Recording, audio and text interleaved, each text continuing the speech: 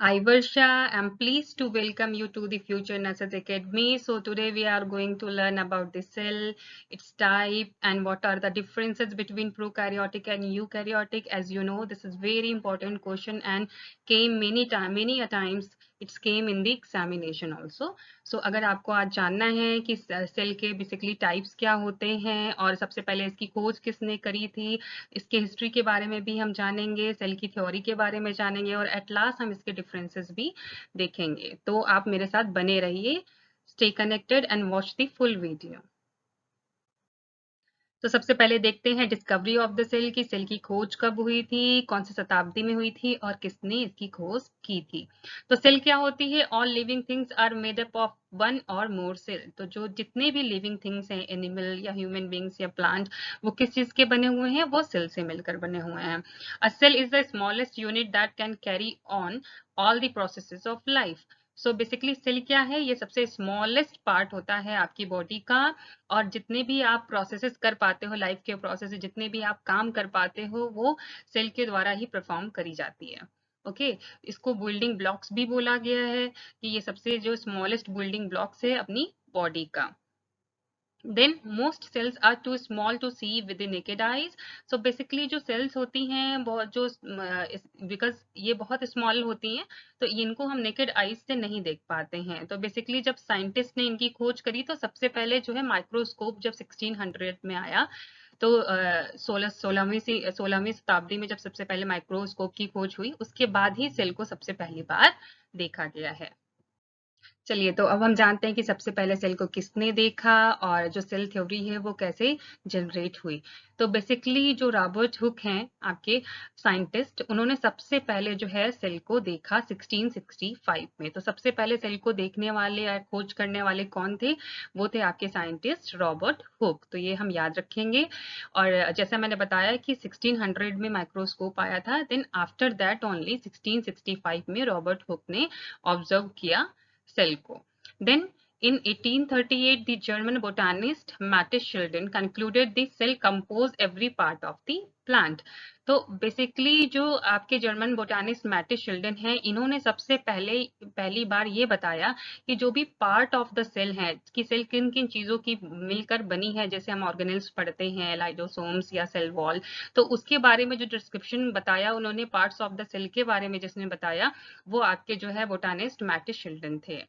Then next हम देखते हैं in 1858 Rudolf Virchow, a German physician, determined that cells come from the other cells. तो जो ये थर्ड आपके साइंटिस्ट हैं रोडोल्फ वर्च्यो, जो उन्होंने क्या बताया 1858 में कि जो सबसे पहले जो सेल आती है, दूसरी सेल बनती है, वो पहले किसी सेल जो पहले से है उसी से ही दूसरी सेल बनती है। मीन्स जितनी भी सेल्स अराइज हो रही हैं, न्यू बन रही हैं, वो प्रीवियसली जो एग्जिस्टिंग सेल है उन्हीं से वो आगे बन रही हैं। तो ये इन्होंने बताया है रुडोल्फ वर्च्यो ने। सो अब क्या हुआ यहाँ पर? The works of these three scientist from the cell theory. तो इन तीनों साइंटिस्ट ने मिलकर एक सेल थ्योरी जनरेट करी। वो सेल थ्योरी में क्या बताया गया है? Common points. तो उसमें बताया गया है all living things are made up of one or more sales. तो जैसे हमें पता है कि जितने भी प्राणी हैं, एनिमल हैं या प्लांट्स हैं, वो या तो यूनिसेलुलर होते हैं या तो मल्टी सेलुलर होते हैं। देन दूसरा इन्होंने क्या बताया? Cells are the basic unit of structure and function in the organism. ये हम पहले ही डेफिनेशन में हमेशा पढ़ते हैं कि जो सेल्स होती है वो आपकी बेसिक यूनिट स्ट्रक्चर होती है जो कि सारे फंक्शन को परफॉर्म करती है। Okay, all cells arise from existing cells. तो ये इनके द्वारा जो बताया गया था रुडोल्फ के थ्रू कि जितनी भी सेल्स बनती हैं आगे, वो पहले से जो एग्जिस्टिंग सेल होती है उन्हीं से वो ओरिजिनेट होती हैं। ओके, सो ये आपकी जो हो गई बेसिकली सेल थ्योरी की बात। Cell diversity. तो जब हम सेल डाइवर्सिटी की बात करते हैं, वैरायटी ऑफ सेल्स की बात करते हैं, तो हम क्या बात कर रहे हैं कि cells are very different in terms of their shapes and function. तो जो सेल का जो हम अगर टाइप्स जब भी पढ़ते हैं, जब आगे हम पढ़ेंगे प्रोकैरियोटिक एंड यूकैरियोटिक, तो बेसिकली जो इनके शेप होते हैं वो डिफरेंट डिफरेंट टाइप के होते हैं। कहीं कहीं पे जो लीनियर सेल्स होती हैं, कहीं पे स्फीयर होती हैं, कहीं पे सर्कुलर होती हैं। तो इनके जो शेप होते हैं वो अलग अलग होते हैं और according to the area function भी इनके अलग होते हैं। इसको हम ऐसे समझ सकते हैं कि जैसे हमारे ब्रेन की जो सेल्स हैं, न्यूरो की सेल्स हैं, हमारी वो न्यूरॉन्स हैं, तो वो हमें सोचने समझने में मदद करती हैं। हमारी जो बोन की सेल है उनका काम अलग है। तो इसी तरीके से जितनी भी तरीके की हमारे अंदर सेल्स हैं उनका जो शेप है अलग है और साथ में उनके फंक्शन भी अलग हैं। Then a cell function can influence its physical feature. तो बेसिकली जो सेल के फंक्शंस हैं वो इन्फ्लुएंस कर सकते हैं फिजिकल फीचर्स को भी। जैसे आपको पता है कि हेरिडिटरी के थ्रू हमारा डीएनए पास होता है नेक्स्ट जनरेशन में। क्या है, जो सेल्स जो हैं वो फिजिकल फीचर्स के लिए भी जिम्मेदार होती हैं, वो हमारे फिजिकल अपीयरेंस में भी चेंजेस ला सकती हैं। So now we'll talk about the definition of cell. What is cell? A cell is defined as the smallest basic unit of life that is responsible for all of the life processes. So basically cell को कैसे define किया गया, ये सबसे smallest basic unit होती है आपकी life की, हमारे लाइफ की सबसे स्मॉलेस्ट, हमारी बॉडी की सबसे स्मॉलेस्ट पार्ट सेल होती है, ठीक है, जिसको बिल्डिंग ब्लॉक्स भी बोला गया है। और ये रिस्पॉन्सिबल होती है जितने भी फंक्शन, जितने भी लाइफ के प्रोसेसेस हैं, जितने भी फंक्शन या जितने भी एक्टिविटीज हम कर पा रहे हैं वो ड्यू टू सेल ओनली, सिर्फ सेल की वजह से ही हमारी जितनी भी एक्टिविटीज हैं वो पॉसिबल हो पा रही हैं। Cells are the structural, functional and biological units of all living beings. जो जितने भी अर्थ पे लिविंग बींग्स हैं, when we are talking about the animals, plants and human beings, तो जितने भी लिविंग बींग्स हैं उनके अगर जो पर्टिकुलर जो बेसिक स्ट्रक्चरल या फंक्शन की बात करते हैं, बायोलॉजिकल यूनिट की बात करते हैं, तो वो सेल होती है। A cell can replicate itself independently. तो जो सेल है उसका रेप्लिकेशन अपने आप होता है, जैसे मैंने बताया कि एक ही सेल से दूसरी सेल ऑरिजिनेट होते जाती है। Hence they are known as the building blocks of life. इसलिए इनको क्या बोला था, बिल्डिंग ब्लॉक्स। फॉर एग्जाम्पल जैसे कि हम जब भी एक दीवार बनती है, एक वॉल बनती है, तो उसमें क्या बिल्डिंग ब्लॉक्स लगते हैं ना, ब्लॉक्स के थ्रू फर्स्ट ऑफ ऑल उसका बेस तैयार होता है। तो इसी तरीके से जो हमारा बेस है, हमारे बॉडी का बेस है, जो हमारा बिल्डिंग ब्लॉक्स है, वो हम क्या है, वो सेल्स हैं। चलिए अब जानते हैं टाइप्स ऑफ सेल्स के बारे में। कितने तरह की सेल होती हैं, तो जब भी हम बेसिकली बात करते हैं तो 3 तरह की सेल होती हैं, पाई गई थी या डिवाइड की गई थी तीन तरह की सेल्स में। उनका डिवीजन हुआ था, एक होता है आपका यूकैरियोट, एक होता है प्रोकैरियोटिक एंड एक होता है आपका आर्काई। बट हम लोग आर्काई की जनरली बात नहीं करते हैं, तो बेसिकली हम लोग यहाँ पे इन दोनों सेल्स के बारे में ही पढ़ेंगे। प्रोकैरियोटिक सेल्स आपकी होती हैं बेसिकली बैक्टीरिया में and eukaryotic cell animals and plants में। यहाँ पे बोला गया है cells are like factories with the different levels and departments that works towards a common objective. Various types of cell perform different function based on cellular structure that are two types. आप जानते हैं, जैसा कि आप जानते हैं कि हमारे अंदर, हमारी बॉडी के अंदर हमारी बोन सेल्स अलग होती हैं, ब्लड सेल्स अलग होती हैं, न्यूरॉन की सेल्स अलग होती हैं और सबका काम भी अलग अलग होता है ना, सबका शेप, साइज, स्ट्रक्चर अलग है, फंक्शन अलग है, बट वो जो काम कर रही हैं, जो उनका ऑब्जेक्टिव है, तो उनका जो ऑब्जेक्टिव है, वो कॉमन गोल है, वो एक ही है। वो क्या है, वो आपका लाइफ प्रोसेसेस को जो है सही तरीके से परफॉर्म कर पाना। तो उनका ऑब्जेक्टिव सेम होता है बट उनके स्ट्रक्चर एंड फंक्शंस अलग अलग होते हैं। What are prokaryotic and eukaryotic cell? तो चलिए आज सबसे पहले समझते हैं हम लोग कि प्रोकैरियोटिक का मतलब क्या है एंड यूकैरियोटिक का मतलब क्या है। प्रोकैरियोटिक को हम डिवाइड करते हैं, तो कैरियोटिक मतलब होता है आपका न्यूक्लियस एंड प्रो मतलब होता है आपका बिफोर। बिफोर न्यूक्लियस, तो प्रोकैरियोटिक का नाम है बिफोर न्यूक्लियस, यानी यहाँ पे क्या है, एब्सेंस ऑफ द न्यूक्लियस, इसलिए इसका नाम प्रोकैरियोटिक है। और सबसे पहले एंशिएंट सेल की अगर बात करी जाती है तो सबसे जो पुरानी सेल्स हैं वो आपकी प्रोकैरियोटिक सेल्स हैं, जो कि किन में पाई गई हैं, वो बैक्टीरिया में, आर्काई में पाई गई थी। बेसिकली ये सिंगल सेल्ड ऑर्गेनिजम्स होते हैं।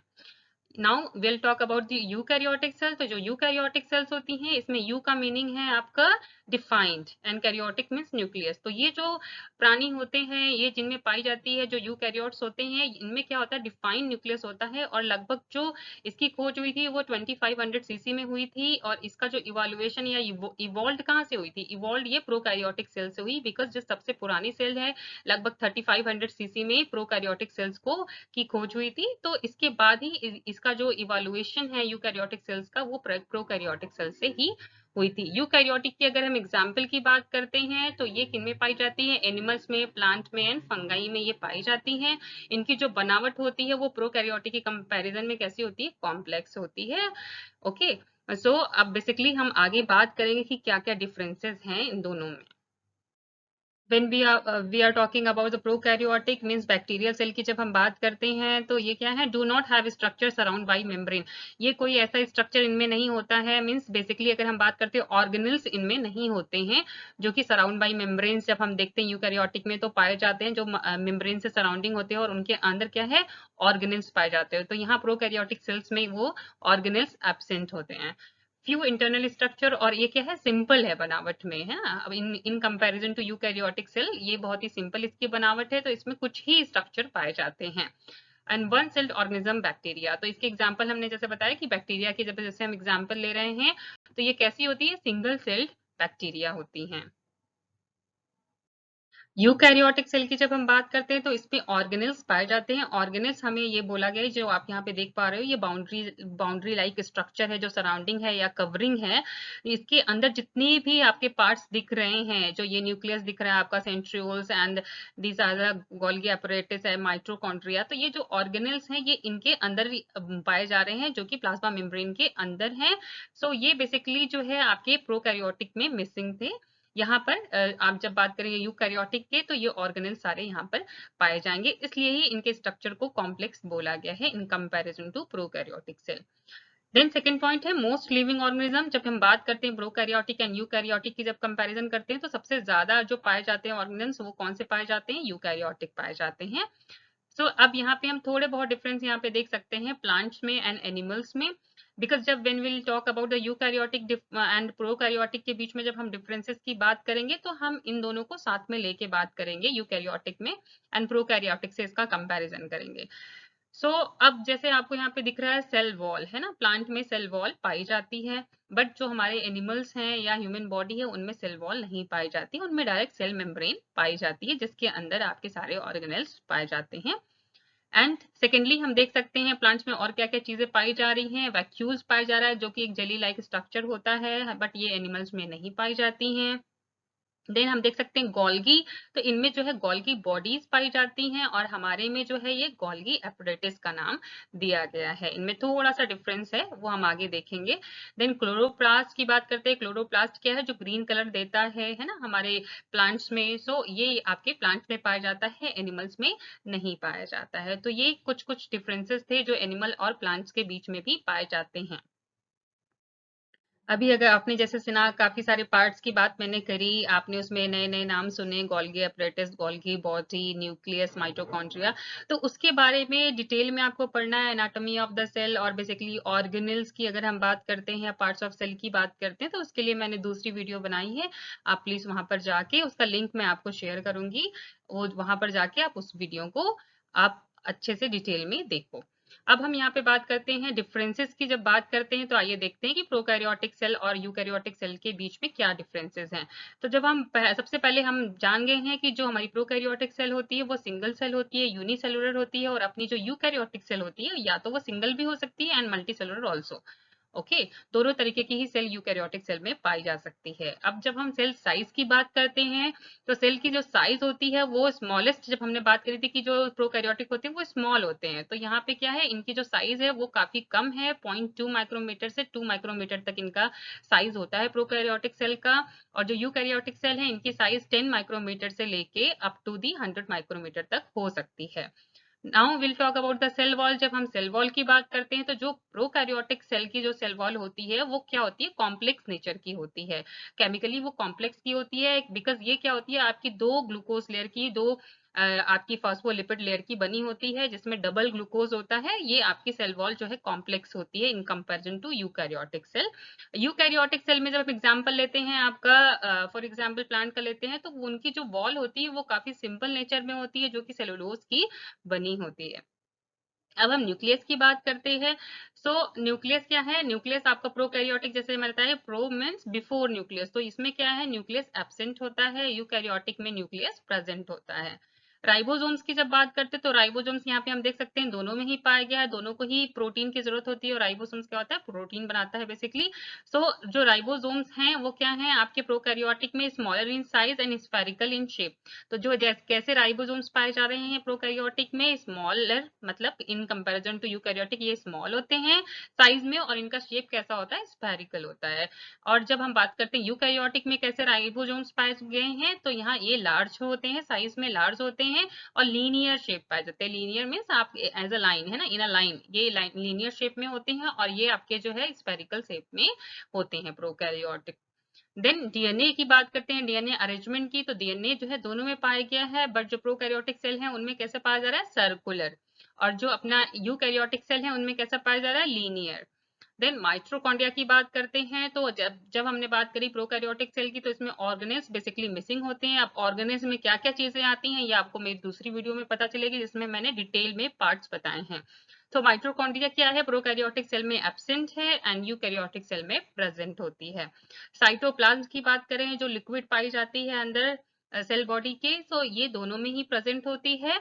और बट जो आपका प्रोकैरियोटिक है इनमें ऑर्गेनेल्स एब्सेंट हैं और यहाँ पर ऑर्गेनेल्स प्रेजेंट है विद द साइटोप्लाज्म।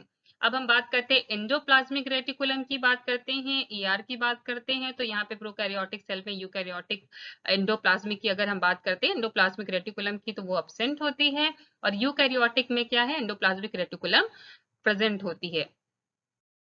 अभी और जानते हैं कि और क्या क्या डिफरेंसेस हैं। जब बात करते हैं प्लाज्मिड की, तो प्रोकैरियोटिक सेल में जो प्लाज्मिड है वो प्रेजेंट होता है, बट यूकैरियोटिक में बहुत ही रेयरली देखा गया है। राइबोसोम्स की बात करते हैं, राइबोसोम्स जो कि प्रोटीन बनाते हैं, वो इसमें क्या है, प्रोकैरियोटिक सेल में, क्योंकि ये सेल भी छोटी होती है तो उनमें राइबोसोम्स भी पाए जाते हैं, वो स्मॉल पाए जाते हैं, एंड यूकैरियोटिक में लार्ज राइबोसोम्स पाए जाते हैं। देन आप यहाँ बात करते हैं लाइजोसोम की, तो लाइजोसोम क्या है, यहाँ पर लाइजोसोम्स प्रोकैरियोटिक सेल्स में एब्सेंट होते हैं, और जो आपके यूकैरियोटिक सेल्स हैं उसमें लाइजोसोम्स प्रेजेंट होते हैं। सेल डिवीजन की जब हम बात करते हैं, तो जो सेल डिवीजन किस तरीके की होती है प्रोकैरियोटिक सेल में, प्रोकैरियोटिक सेल में जो सेल डिवीजन होती है थ्रू दी बाइनरी फिशन होती है, बट जो यूकैरियोटिक सेल है उनमें सेल डिवीजन कैसा होता है, through the mitosis and meiosis. अब बात करते हैं हम फ्लैजुला की। फ्लैजुला क्या है, ये थ्रेड लाइक स्ट्रक्चर होता है जो आउटर बॉडी पे होता है, तो ये क्या है आपका पाया जा रहा है, दोनों में ही पाया जा रहा है, प्रोकैरियोटिक एंड यूकैरियोटिक सेल में, बट जो आपकी प्रोकैरियोटिक सेल है उसमें स्मॉल होती है और आपकी यूकैरियोटिक में लार्ज होती है। अब बात करते हैं रिप्रोडक्शन की, तो रिप्रोडक्शन जो है बेसिकली जो है ये बैक्टीरियल सेल में या प्रोकैरियोटिक सेल में कैसी होती है, असेक्सुअल होती है, बट यूकैरियोटिक सेल में ये असेक्सुअल भी हो सकती है एंड सेक्सुअल भी होती है। देन एग्जाम्पल हम लेते हैं प्रोकैरियोटिक सेल का, तो प्रोकैरियोटिक सेल किन में पाई जाती है, बैक्टीरिया में एंड आर्काई में, और जो हमारे यूकैरियोटिक सेल है वो किन में पाई जा रही है, प्लांट में एंड एनिमल सेल में ये पाई जा रही है। चलिए अब एट लास्ट हम कंसाइज वे में एट वन स्लाइड हम फटाफट रिवाइज कर लेते हैं बेसिकली कि प्रोकैरियोटिक यूकैरियोटिक में क्या डिफरेंसेस पढ़े हमने और इन दोनों में सिमिलैरिटी क्या है। सो अब सिमिलैरिटी की जब बात करेंगे तो जो डीएनए है उन दोनों सेल्स में पाई जाती है, यूकैरियोटिक एंड प्रोकैरियोटिक दोनों में ही डीएनए पाई जाती है, राइबोसोम्स पाए जाते हैं, साइटोप्लाज्म पाया जाता है एंड प्लाज्मा मेम्ब्रेन, ये दोनों में ही पाया जाता है। अब डिफरेंस क्या है, ये ओल्ड सेल टाइप है प्रोकैरियोटिक, और जो ये आपकी यूकैरियोटिक है ये कहाँ से इवॉल्व हुई है, ये प्रोकैरियोटिक से ही इवॉल्व हुई है। देन ये कैसी होती हैं प्रोकैरियोटिक सेल, स्मॉल होती हैं एंड सिंपल होती हैं, और आपकी यूकैरियोटिक सेल कैसी होती हैं, larger and the more complex. Okay, then बात करते हैं इसमें जो न्यूक्लियस है वो नहीं होता है, लैक ऑफ न्यूक्लियस होता है प्रोकैरियोटिक सेल, और आपका यूकैरियोटिक सेल में न्यूक्लियस पाई जाती है। देन बात करते हैं ये कैसी होती है, यूनिसेलुलर होती है, सिंगल सेल्ड होती है, बट आपकी जो यूकैरियोटिक सेल है ये क्या है, सिंगल या फिर मल्टी सेलुलर दोनों ही तरह की हो सकती हैं। देन यहाँ पे जो है डीएनए जो है कैसा होता है, सिंगल एंड सर्कुलर क्रोमोसोम पाया जाता है, बट यहाँ पर आपका यूकैरियोटिक सेल में मल्टीपल लीनियर क्रोमोसोम्स पाए जाते हैं। तो आज का टॉपिक मुझे उम्मीद है आपको समझ में आई होगी। So please like and subscribe my channel and please don't forget to share. Thank you so much.